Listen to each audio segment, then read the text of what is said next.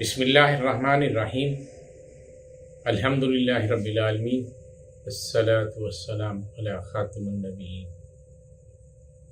نبی کریم صلی اللہ علیہ وسلم جو مکمل ضابطہ حیات کے ساتھ مابعوث کیے گئے ہیں،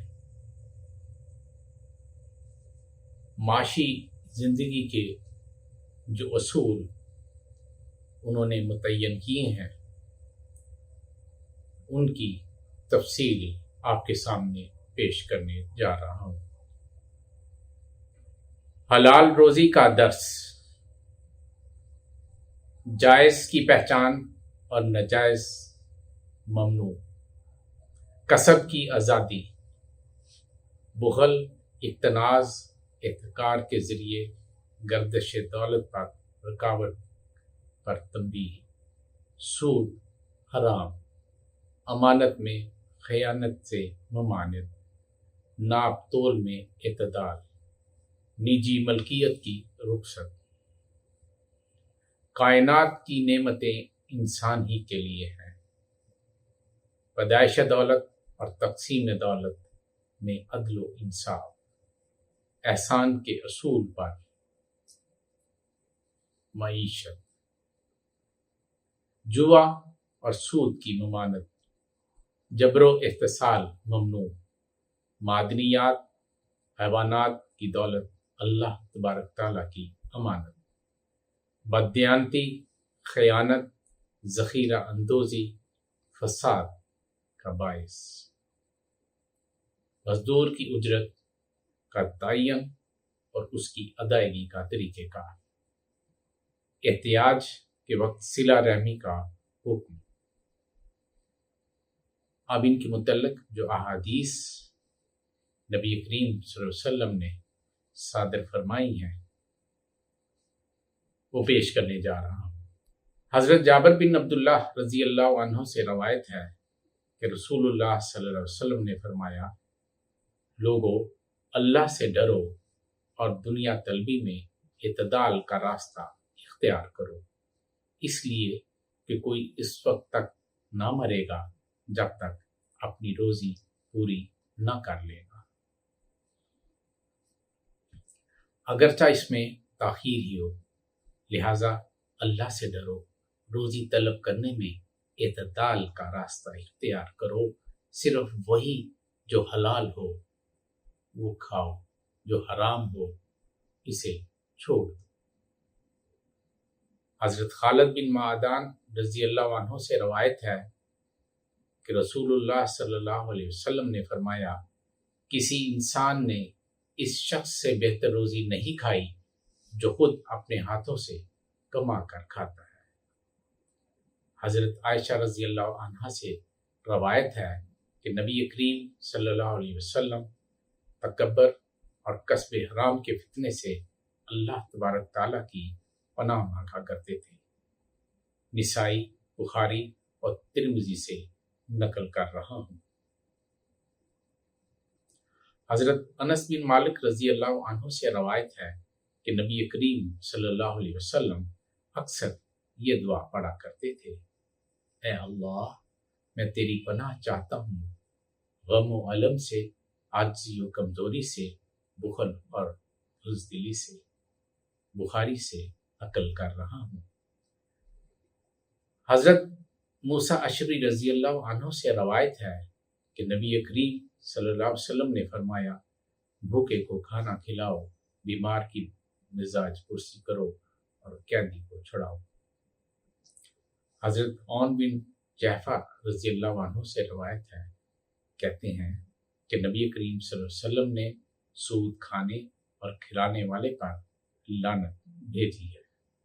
حضرت عدی بن کعب رضی اللہ عنہ سے روایت ہے کہ رسول اللہ صلی اللہ علیہ وسلم نے فرمایا، بھاؤ بڑھانے کے لیے ذخیرہ اندوزی وہی کرتا ہے جو خطا کار ہو۔ سیدنا ابو بردہ بن نیاز رضی اللہ عنہ سے روایت ہے کہ میں نبی کریم صلی اللہ علیہ وسلم کے ساتھ بقیع کی عیدگاہ کی طرف گیا،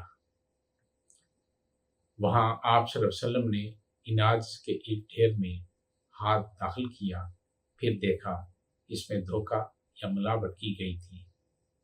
پھر آپ صلی اللہ علیہ وسلم نے فرمایا وہ ہم میں سے نہیں ہے جس نے ہم کو دھوکہ دیا۔ مسند احمد سے نقل کر رہا ہوں۔ حضرت جریر بن عبداللہ رضی اللہ عنہ سے روایت ہے، کہتے ہیں کہ نبی کریم صلی اللہ علیہ وسلم سے میں نے نماز قائم کرنے اور زکوٰۃ ادا کرنے اور خیر مسلمان کی خیر خواہی پر بیعت کی۔ بخاری سے نقل کر رہا ہوں۔ حضرت انس بن مالک رضی اللہ عنہ سے روایت ہے کہ آپ صلی اللہ علیہ وسلم مسجد نبی میں تشریف فرما تھے۔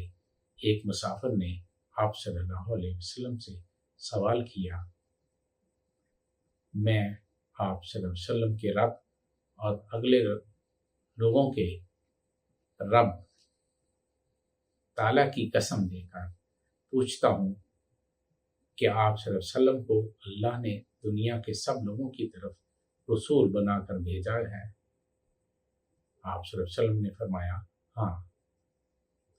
مسافر نے کہا میں اللہ کی قسم دے کر پوچھتا ہوں کہ اللہ نے آپ صلی اللہ علیہ وسلم کو حکم دیا ہے کہ آپ صلی اللہ علیہ وسلم ہم میں سے جو مالدار ہیں اس میں سے زکوٰۃ صدقات وصول کر کے ہمارے محتاجوں میں بانٹ دیا کرے؟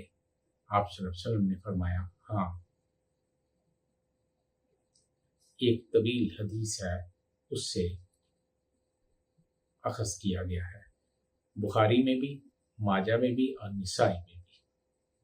حضرت عبداللہ بن عمر رضی اللہ عنہ کہتے ہیں کہ رسول اللہ صلی اللہ علیہ وسلم نے فرمایا 4 عادتیں جس کسی میں ہوں تو وہ خالص منافق ہے، اور جس میں ان 4 میں ایک عادت ہو وہ بھی نفاق ہی ہے جب تک اسے نہ چھوڑے۔ اول، جب امین بنایا جائے تو امانت میں خیانت کرے۔ دوم، بات کرتے وقت جھوٹ بولے۔ سوم، عہد کرے تو پورا نہ کرے۔ چہارم، جب کسی سے لڑے تو گالیوں پر اتر آئے۔ بخاری سے نقل کر رہا ہوں۔ قرآن مجید فرقان حمید میں رب تعالیٰ کا فرمان عالی شان ہے کہ خرابی ہے کام تولنے والوں پر۔ حضرت عبداللہ بن عمر سے روایت ہے کہ نبی کریم صلی اللہ علیہ وسلم نے فرمایا جب لوگ ناپ تول میں کمی کرنے لگ جائے تو وہ قحط، معاشی تنگی اور اپنے حکمرانوں کی زیادتی کا شکار ہو جاتے ہیں۔ ابن ماجہ سے نقل کر رہا ہوں۔ حضرت ابو ایوب انصاری رضی اللہ عنہ سے روایت ہے کہ ایک شخص نے نبی کریم صلی اللہ علیہ وسلم سے پوچھا کون سا عمل مجھے جنت میں لے جائے گا؟ آپ صلی اللہ علیہ وسلم نے فرمایا اللہ کی عبادت کرو، اس کا شریک نہ بناؤ، نماز قائم کرو، زکوٰۃ دو اور صلہ رحمی کرو۔ بخاری سے نقل کر رہا ہوں۔ حضرت ابو ہریرہ رضی اللہ عنہ سے روایت ہے کہ رسول اللہ صلی اللہ علیہ وسلم نے فرمایا بیواؤں، مسکینوں کے کام آنے والا اللہ کے راستے میں جہاد کرنے والے کے برابر ہے، یا رات بھر عبادت اور دن کو روزہ رکھنے والے کے برابر ہے۔ بخاری سے نقل کر رہا ہوں۔ حضرت نعمان بن بشیر رضی اللہ عنہ سے روایت ہے کہ نبی کریم صلی اللہ علیہ وسلم نے فرمایا تم مومنوں کو آپس میں ایک دوسرے کے ساتھ رحمت و محبت کا معاملہ کرنے اور ایک دوسرے کے ساتھ لطف و نرم خوئی میں ایک جسم پاؤ گے۔ جب اس کا ایک ٹکڑا بھی تکلیف میں ہوتا ہے تو سارا جسم تکلیف میں ہوتا ہے، ایسا کہ نیند اڑ جاتی ہے اور جسم بخار میں مبتلا ہو جاتا ہے۔ بخاری سے نقل کر رہا ہوں۔ حضرت عبداللہ بن عباس رضی اللہ عنہ سے روایت ہے کہ نبی کریم صلی اللہ علیہ وسلم نے فرمایا بے شک اللہ تعالیٰ نے تم پر شراب، جوا، شطرنج یا اعلیٰ موسیقی کو حرام قرار دیا ہے۔ آپ صلی اللہ علیہ وسلم نے مزید فرمایا کہ ہر نشہ آور چیز حرام ہے۔ مسند احمد سے نقل کر رہا ہوں۔ حضرت عبداللہ بن عمر رضی اللہ عنہ سے روایت ہے، بیان کرتے ہیں کہ رسول اللہ صلی اللہ علیہ وسلم نے فرمایا، مزدور کو اس کی اجرت اس کا پسینہ خشک ہونے سے پہلے ادا کر دو۔ حضرت ابو ہریرہ رضی اللہ عنہ سے روایت ہے کہ نبی کریم صلی اللہ علیہ وسلم نے ہمیں خطاب فرمایا۔ آپ نے فرمایا، قل خیانت اور اس جرم کی ہولناکی کو واضح کرتے ہوئے فرمایا، تم میں سے کسی کو بھی قیامت کے دن اس حالت میں نہ پاؤں کہ اس کی گردن پر بکری لدی ہو اور وہ شخص مجھ سے کہے، یا رسول اللہ صلی اللہ علیہ وسلم میری مدد فرمائیے، لیکن میں یہ جواب دوں گا کہ میں تمہاری کوئی مدد نہیں کر سکتا، میں تو اللہ کا پیغام تم تک پہنچا چکا ہوں۔ بخاری سے نقل کر رہا ہوں۔ انفرادی طور پر اور اجتماعی طور پر معاشی اصول کی بنیاد انہی اصولوں پر وضع کی جائے گی تو منزل آسان ہوگی۔ نبی کریم صلی اللہ علیہ وسلم نے میثاق مدینہ، جسے آئینی زندگی کا پہلا آئین مانا جاتا ہے، اس کے ساتھ ہی پہلے اسلامی اسٹیٹ بینک کی بنیاد رکھ دی تھی، جس کا سرمایہ مادے کے وہ حلیف جو اس مادے کی پابندی کے پابند تھے، یہ کل 44 فریقین اور نبی کریم صلی اللہ علیہ وسلم کے درمیان معاہدہ ہوا تھا۔